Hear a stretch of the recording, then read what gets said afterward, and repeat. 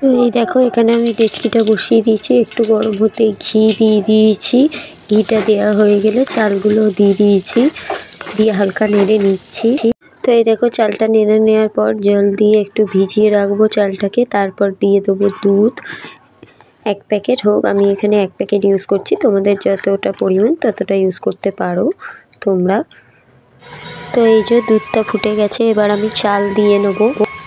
তো চালটা সিদ্ধ হয়ে গেছে, এবার গুড়গুলো দিয়ে দেবো। আমি পাটালি ইউজ করেছি, তোমরা চাইলে অন্য চিনিও।